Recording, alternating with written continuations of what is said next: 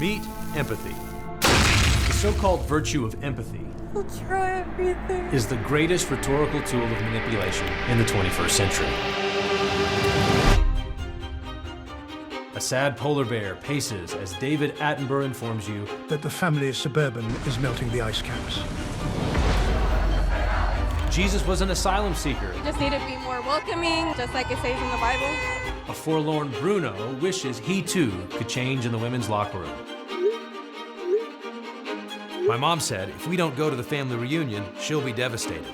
When you reject the sin of empathy, you reject the manipulation of the media. I don't really care, Margaret. The manipulation of family and friends, and most importantly, the manipulation of your own heart. I'm Joe Rigney, author of the new book, The Sin of Empathy, Compassion and Its Counterfeits. Welcome to another episode of Doug Wilson and Friends. My name is Wade. This is Doug Wilson. Here we have some friends. We have Chocolate Knox, David Shannon. We have Jared Longshore. Thank you guys for sitting down. And thank you, Doug. Yeah. Hey, you're not Joe. For letting us be your friend. I am not Joe. Wade Stotts here. I just got identified as a friend. I like this. Hey, this first time joining the show here. So before we started, we were going to talk about something else, but you brought up training your own AI GPT thing, and you are excited about what's this process that you're doing right now? Okay, so one of the things that's lovely about any sort of LLM, large language model, is that it can take in a whole bunch of information at once, and it can go through it for you in ways that we've never been able to go through content before. And so I've been taking things like Calvin's commentary or some of my favorite authors, old Puritan works, and using them as a form of dialoguing with the authors, back and forth with them. So Thomas Watson's one of my favorite authors, and putting all his works inside of PDFs inside of ChatGPT, and really just making a GPT so that it only pulls from those works and not like it's just making up stuff so it doesn't hallucinate. And I'll pull just from his sources that I put in there. So you can do this through ChatGPT, through Claude AI, and through Perplexity, where you can control the information that it pulls from. And so I'll go back and forth and work through the doctrine of repentance and what he means by that, and how does he define it, and how does that connect, or does he connect it to justification in any way? What are the 5 biggest takeaways from him, and what are the scripture verses that he uses for this? And then I'll just have a dialogue back and forth with my chat about that subject. Do you have to load the book? I do. So I load the book. From where? You It's a PDF online. So you get the book and you load the PDF Yeah. into ChatGPT. Sometimes I'll take pictures of it, GPT. and it'll load through that way too. So Doug, while we were talking about this, you expressed some skepticism about He just looked at me like I was crazy. you had a look on your face. No, I was just. I'm Listening. fine. You give me the side-eye pastor. I'm cautious. Okay. But I don't want to be a Luddite, because there are certain parts of AI that are already commonplace. So navigating in a strange city with your phone. Right. I was joking. Nancy and I were in a strange city, different city, for a wedding, and her phone was giving us directions. In a half a mile, turn left, and I joked with her and said, in a little bit, the phone is going to say, in half a mile, turn left, and the light will be green when you get there. Yeah. Okay. Right. And then I was talking to someone in our church who's working on AI, and he said, I told him that, like my little witticism, and he said, yeah, we're working on that. On it. We're on it. We're working on that. So, I can't remember how we used to navigate. If I flew to another city and I rented a car, which I did for years, I can't remember how I got around. Okay. Rand McNally, maybe? Yeah, sure. Well, there were times when, MapQuest. when Nancy and I went to UK in '99 for the first time, we were driving around the country, and Nancy was, she was over there. She had the map out, paper map, and but things like that are commonplace now. That's like nobody nobody complains about GPS, right? Or they complain if it's not there or if it's broken. But it seems to me that AI is a glorious dominion gift if you're talking about donkey work, fetching things, getting you information, bringing stuff to you. But if it's doing the work that you ought to be doing, then it's problematic. So if a pastor says, write me a 3-point sermon with alliteration in the style of Al Mohler, okay, then something's twisted about that. Especially if it's better than what that pastor would have gotten otherwise. I almost would prefer It's basically, Or if it's like better than Al Mohler, that would make Oh, that would be nasty. Yeah. that would be weird. and it would be. give me a sermon in the style of Al Mohler when Al Mohler's on his game. So that kind of thing gives me the fantods. I don't like it. But I use Logos Bible software, and they have it AI built into the software now, which is a new feature. But they just they don't scrub the internet when you ask a question. They scrub your resource library inside the Bible software. So you can limit it, and this sounds like what you're doing. You're limiting the search to people that you already trust as orthodox and sound, and then it brings that back to you. That's just your computer being a research beetle for you, Right. As opposed to you being a professor using your graduate students as flunkies that do all the work and then you take the credit. So this line between donkey work and, say, some sort of creativity, something that the human should be doing, I think that's definitely the standard. But then finding out exactly when that happens is weird. So like, if you were to take one of your blogs, throw it into ChatGPT and say, give me the 2 best objections from Tim Keller-like Calvinists to the arguments I've made here, and then it gives you that. Yeah. And then you add another paragraph or two. Is that a win? Is it a L? Does it make you a better writer? Is it more human? Is it less? Because to add on to that, because you said something about pastors not doing what they ought to be doing. So there's something that's donkey work. There's some things that you ought to. Right. Something like that ought to question is the key one. Yeah. Well, I would say that depends on the context. So, for example, if the objection to your position comes back and you write an extra paragraph interacting with that, and you get into the habit of doing that, you can look to the people out there like you're vastly well read in the works of Tim Keller. And you've never read anything by him. You've just had little snippets fed to you by the machine. That seems to me to be disingenuous. Now, but sometimes when you look it up in a book, you might quote someone from a book and you haven't read the whole book. But it seems that AI is going to make it very, very easy to not have read the book or not have read But what if the argument is, so I imagine students at college, they're like, we're taught to write papers and then raise relevant objections. And if we're smart and we're well read, then we're raising good objections to the point we're making, and then we're answering the objections. But if I ask ChatGPT to give me the objections, while I didn't create it myself, but if I keep doing that, won't I get better at thinking about objections? Yeah. It's like a Q&A. If you give a talk and there's a Q&A afterwards, you don't control the questions coming in, and you have to think to answer the question. Yeah. So if the questions are randomly generated by AI, as opposed to randomly generated by the sophomores in the crowd, I don't see a material difference there. Okay.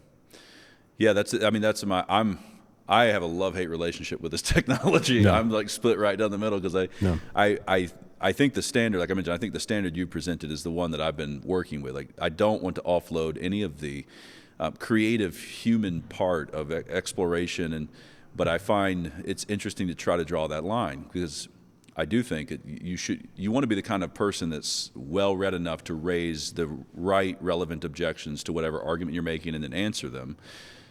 And then I'm of two minds of, if I ask AI to do that, am I offloading something? Am I cheating? Or if I ask AI to do that, is that actually informative? Like, oh, I hadn't thought of that objection. I thought of two good objections, but that's a third one. That's a really good one. Right. Isn't, I'm split. Here's another example.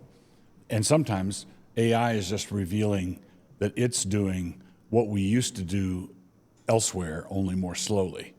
So, for example, I've rendered a number of psalms into meter to be set to music. Okay, so we're a psalm singing church, and you can say, Grok or chat, give me a rendition of Psalm 56 in common meter, and it'll do it in 30 seconds. And so you've got this metrical rendition of Psalm 56. And it looks like it was written by a committee of carpenters using 2x4s. Yeah. It's like clunkety, clunkety, clunk. It's not great. It's not George Herbert, right? And so it's very pedestrian. But in the old school, when I was setting a psalm to meter, I would go to the internet and type in rhyming dictionary, and I say, I need a rhyme for, arrow. And then I get a list of 1-syllable rhymes, 2-syllable rhymes, 3-syllable. And then old school, before the internet, people would publish paperback or hard copy rhyming dictionaries that you'd look it up. And so what the AI rendering does is give you suggested rhymes just in place, right? It's a bad first draft. It's a bad first draft. But then suppose someone took that bad first draft and wrote over top of it. I'm not advocating this. I'm just saying, I'm just working through it. Mm-hmm. He wrote over top of it, and let's say 2/3 of it was now him, the human author, but the structure and the suggested AB rhyme scheme was from AI. What is that? Is that a hybrid? Is it any more of a hybrid than the old school looking it up in rhyming dictionaries? Yeah. I think it's a little radically different, though. Different than what? Than a rhyming dictionary of old, because it's trained on all of the amazing pieces from old, not just. So you're saying it's different, better? Yes. Okay. Because the input that it's getting is from some of the great things that we've done, not just data that matches. It's learning. So when you have like music AI is really good right now. So go to Suno and you can take your song and put it in Suno. You can either have it write the lyrics based on the text, or you can give it the lyrics and then tell it what style you want it to create it in and give it the artist. And because it's trained on the artist, it mimics that level of perfection, right? Now, it's not a new art. It's trained on the old art. So it's actually mimicking that level of greatness to some extent. And so it's not just... And so here's the question. Whose greatness is it? Human greatness. So if you got Mozart, it's mimicking the royalty? Who gets the royalty? Well, yeah, I think so. In the same way that a person who is using a sample, I think you can share royalties on that because it's reinventing something that's already existed. You only got 12 notes in a piano. So I would have sounded like somebody. And since I'm reading or engaging with music that has influenced me, there's no doubt that that's, who gets the royalty off of dun dun dun dun dun dun dun dun dun dun. Well, change one note and nobody, but Eminem gets the royalty, right? And so Vanilla Ice. I want to correct that for the record. For the record, Vanilla Ice. Yeah. So there is a level now in which this is not just it's not just a dictionary or a rhyming connection. It is actually trained on the art that we've inputted, and it can come together and say, take multiple artists and put them together around something. Now, I think that I think it's in a completely different category than we've ever lived before. Okay, well, actually, that reminds me of something else, another wild card to put Throw in there? Throw in here. One of the things C.S. Lewis observed and argued that the medieval mindset was radically different than the modern mindset when it comes to the arts. In the arts, the modern world says that originality with the artist is to be prized above everything. Okay, it's got to begin and end with you. Lewis points out that in the medieval world, poets felt completely free to take somebody else's poem and write over the top of it.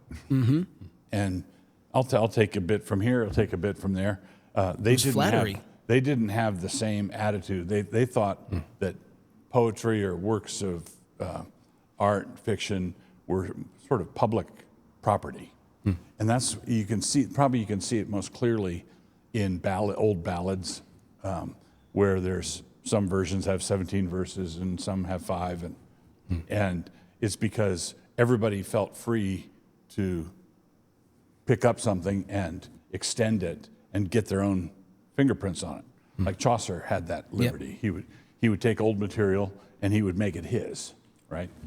And so if we say, and it might look like I'm arguing both sides here because because I am you have to. Like Jared, there's some parts of this I really like, parts of it I'm nervous about, and parts of it I'm wondering if I'm nervous about because I'm a modernist, right?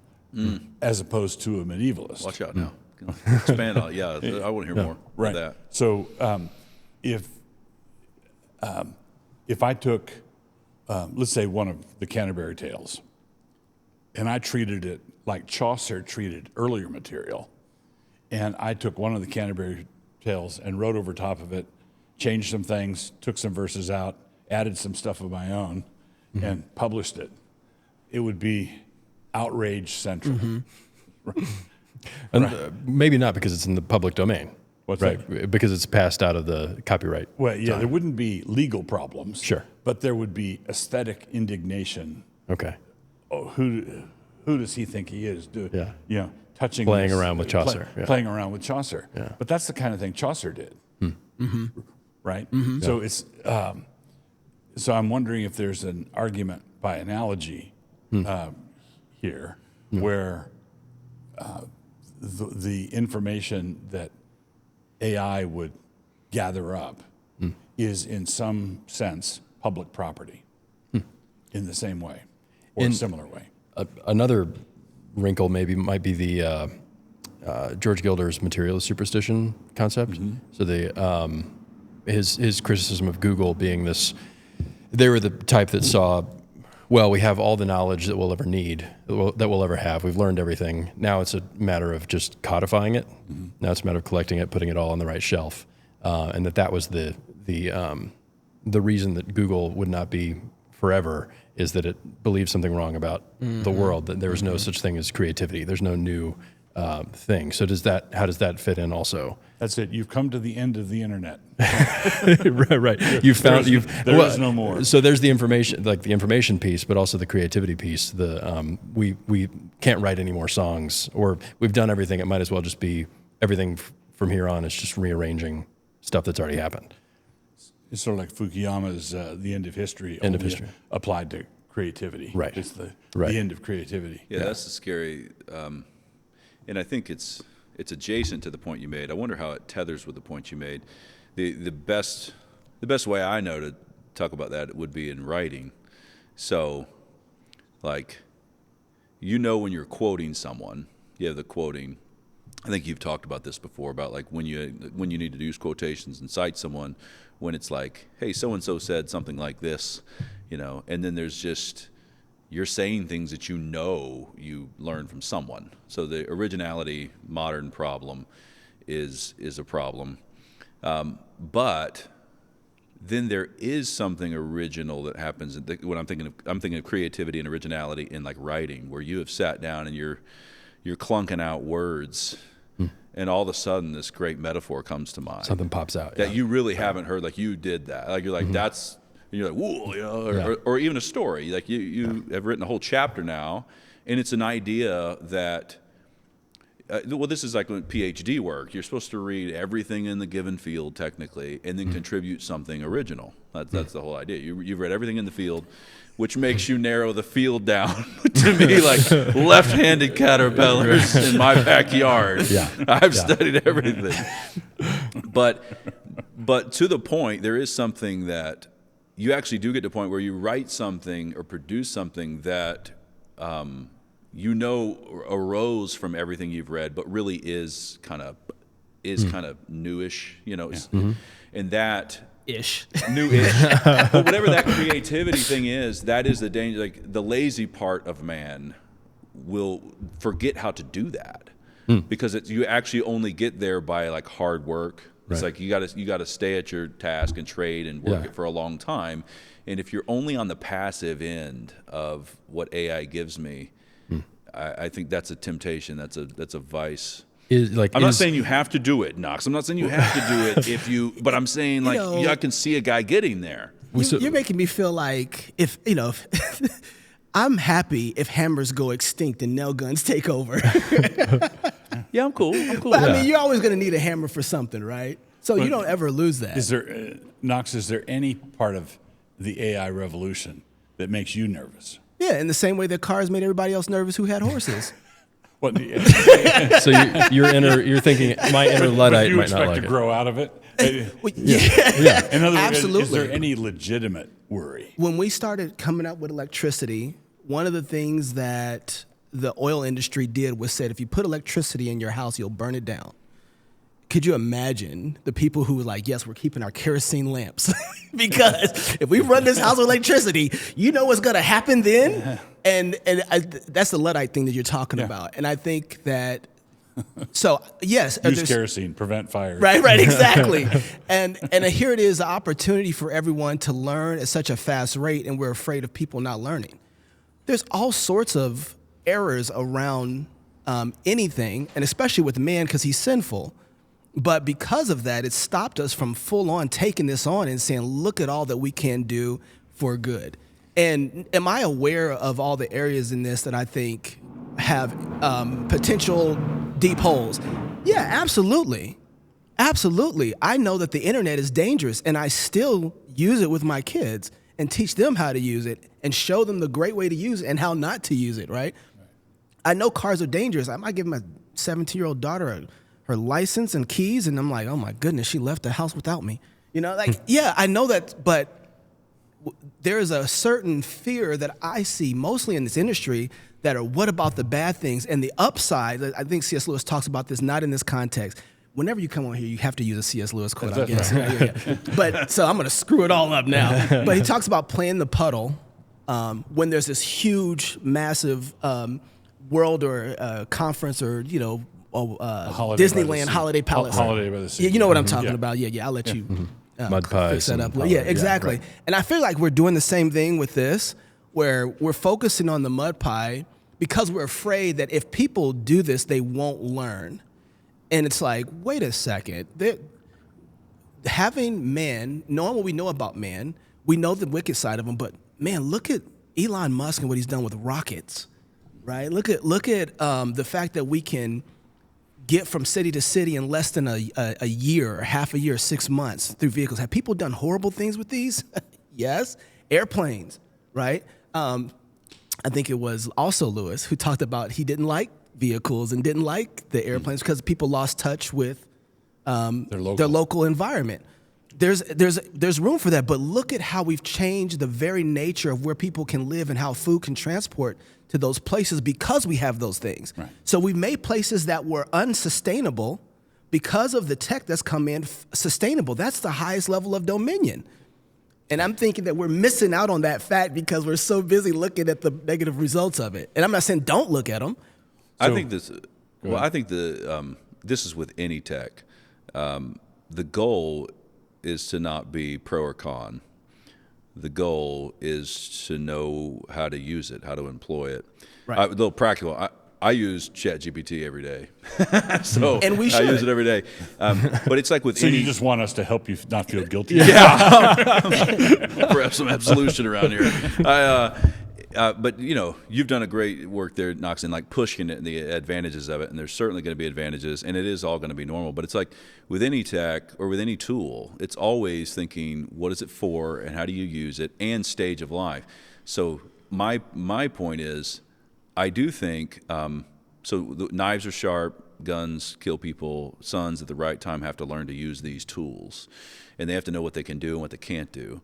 And so to press it, I'm interested in, is there something in AI, particularly for writers or creative people, it could be music, it could be anything, that there might be something, it's so fascinating because it's opened up so much content to you that you spend more time on the receiving end of that content than on the production of but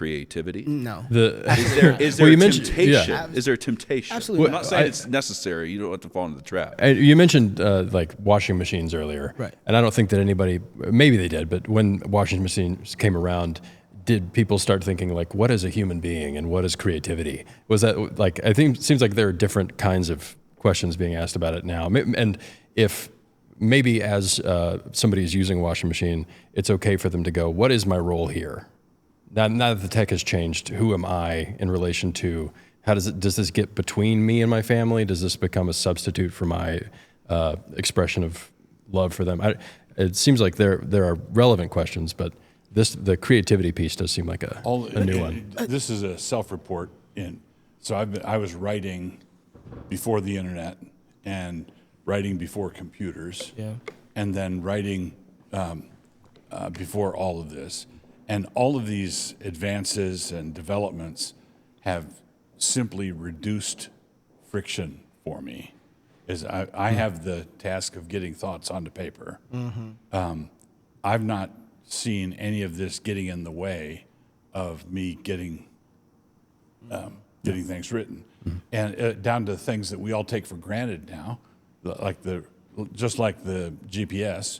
You're writing in Word or pretty much any program, the little red squiggle under the word tells you misspelled it.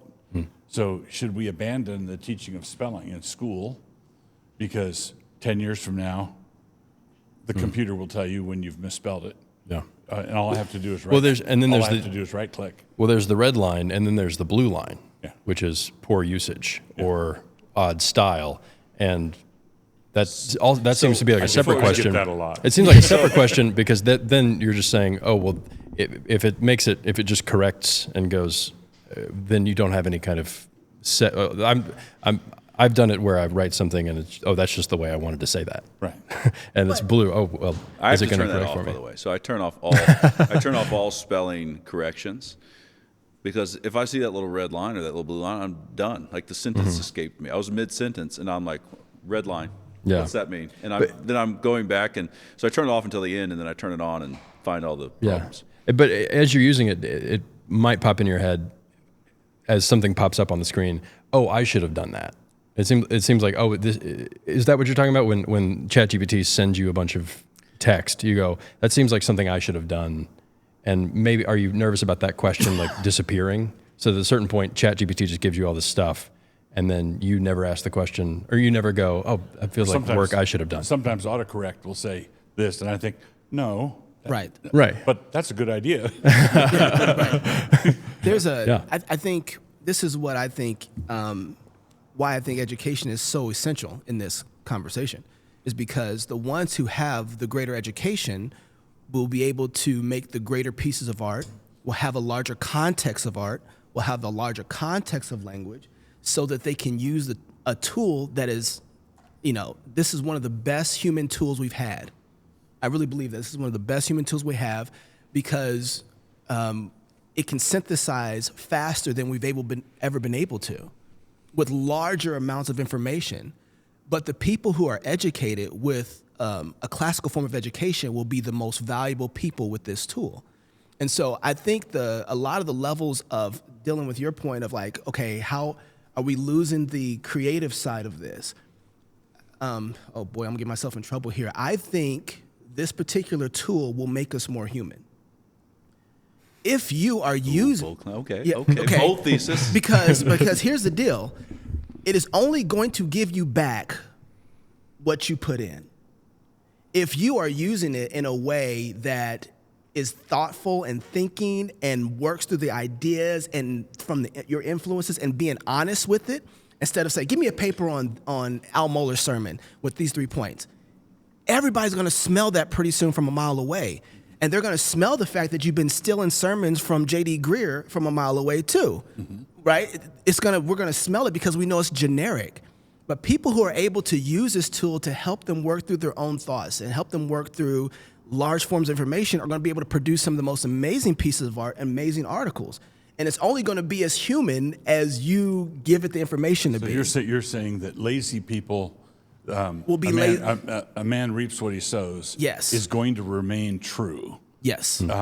And so if a man is being lazy and is using AI to be lazy, that's how he's employing the tool. Then it's simply going to amplify his crash. We've forgotten the principles of how God made the world as if we can cheat it. Right? Which is what you're saying. If you're lazy, you're going to suffer that. You're going to suffer that laziness. Especially, I think you'll suffer it faster because people will see, oh, I know what that is. I can look at a document almost at this point and know when somebody has just written that through AI. Isn't this the point that you made in like productivity about tools and tech? Basically, to support Knox's point, it's all, is there any tool that that doesn't fulfill that same purpose? Like, is there any tool that doesn't have the capability of making us more human? Isn't it about the way the man uses the tool or the tech? It's always about the way the man uses it. I'm right? sure there might be an exception somewhere, but I argue in productivity that tools are essential to our humanity. It's not an artificial add-on. We're not truly human apart from tools. Right. And Adam, when he was hunting for the first stick to knock down the beehive, he was hunting for a tool, and using the tool was fulfilling his humanity. And then you go to hammers and boats and all the different things, carpentry tools.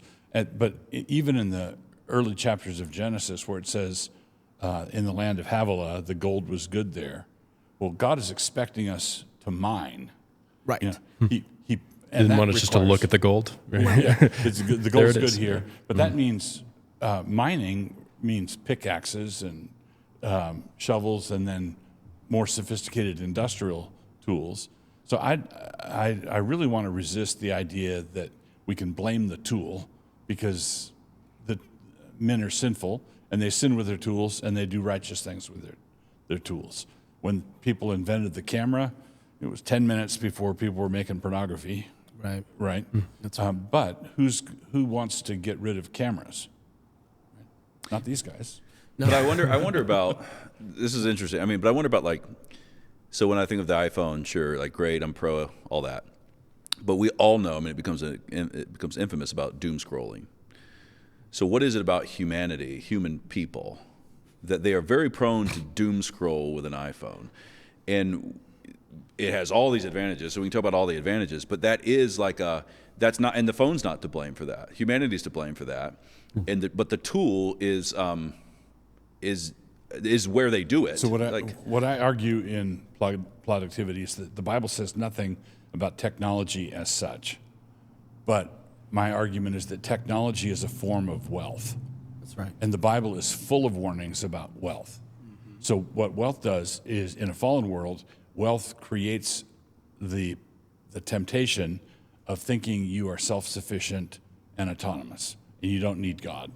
So when you look at all your wealth in Deuteronomy, you say, I've gotten this wealth for myself. You forget God. Jeshurun waxed fat and kicked. So when someone is all by himself with this phone and he doesn't recognize God, what he's doing is he's figuring out it himself. But because he's fallen, he's going to get into porn or get into doom scrolling or get into something that's really bad for him. And it's because he doesn't have God in all his thoughts. He's not recognizing God or remembering God. Also, too, I mean, just the doom scrolling thing, we've always been doom scrolling. We just had more newspapers with it, right? We've had different other elements of what we do now to share our attention, right? And it's not like, I know we seem to go back and look at time and think, well, newspapers were way better. Go back and look at some of them. It wasn't. It was just as trashy as some of the stories and as some of the gossip that people have now and their doom scrolling that they had in their newspapers or in their TV digest or anything else like that. Doom scrolling was invented back when we were using scrolls. Scrolls, literally.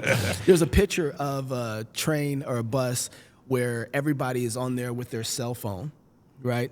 And there's another parallel picture where everybody's doing the exact same thing, but with newspapers wide open. Yeah, but I would say and this is something I know that you would agree with, so just in addition to what you're saying, you know that it's like with every tech, the ante gets upped because those crispy images, those bright colors, I mean, marketing techniques, yeah, all that stuff was being done, but it's like it's all enhanced. Yeah. Like that's... Well, and if somebody were to say, well, my baby looked at an iPad for the first 2 years of its life. Well, we used to look at the sky. That's like, looking at things it matters what you're looking at. I think there's some what the validity medium to is. that.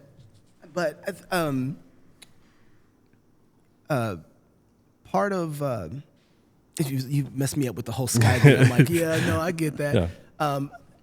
I think that there's two things that's happened. There's no doubt the technology has come better. You look at a black and white TV, that was the thing, all the rage. We can see people outside of just hearing them from the radio. Amazing. Now we can see 7 dimensions, in our cell phones and go in a whole world and be lost with sound with the mix. It's a completely different thing. I get that. But I think we've had an acceleration of information and content and a fall from the kind of humanity that used to exist. So I think we have a separation between the two where our morals have become less anchored in Christianity, and then we have a technology that's expanded on top of it. Now, what happens, though, when your morality comes back up and your virtue comes back up, and then you start to pair that back up with technology?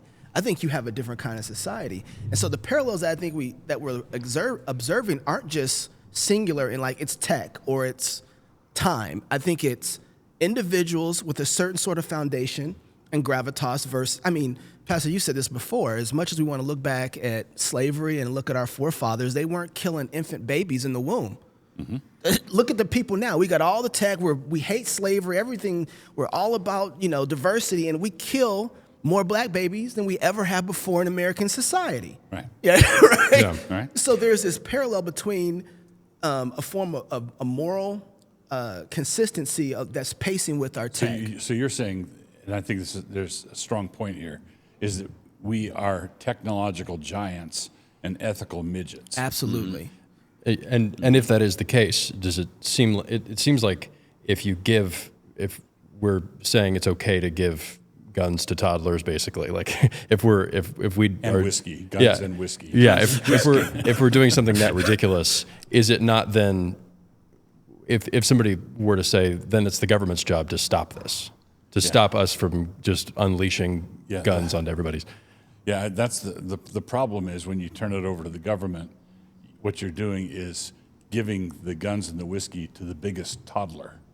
Sure. Right. The government is the entity that is to be trusted with these things, the least. Okay. Right. But aren't they trusted with people and laws and keeping things straight? Yeah, so but the first thing we entrust them with is keeping themselves limited. Okay. Right. So they have authority over. In the American system, our whole constitutional order is predicated, as James Madison argued in The Federalist, that we have to give the government enough authority to control the people and oblige it at the same time to control itself. And there's a sweet spot in there that amounts to radically limited government. And if we say to the government, oh, look, we can't be trusted with this technology, save us from the technology, what's going to happen is they're going to use the technology on us. That's right. And we're going to be hapless. Sure. Yeah, guns are technology. And it's all in the wrong direction. I'm thinking for the iPhone and children. We got these kids. At some point, you're gonna hand them over the knife, the gun, the whiskey, and an iPhone. What good does it do me to have the government limiting when I give my kid an iPhone? Like the goal is to raise his morality. That's right. Up to meet the ante. But that was my point about saying the ante's been upped, because you're going to have crispy images. You're going to have, it's going to be marketed right to your, so let's get, like, those virtues have to be cultivated because you are going to enter into use this tool. You're not just going to hide from the tool in wisdom and getting them acquainted with it and falling and getting back up. But don't forget, though, yes, the ante has been upped, but we have a tool that helps us in the middle of the process.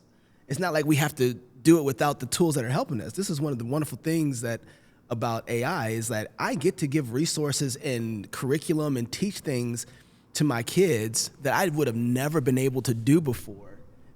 So for family worship and commentaries, I have Matthew Henry in there, I have Calvin, and now I get to say, these guys, I want you to treat them like they're in a brain hub of men. And Pastor, I just want you to know you're in there too.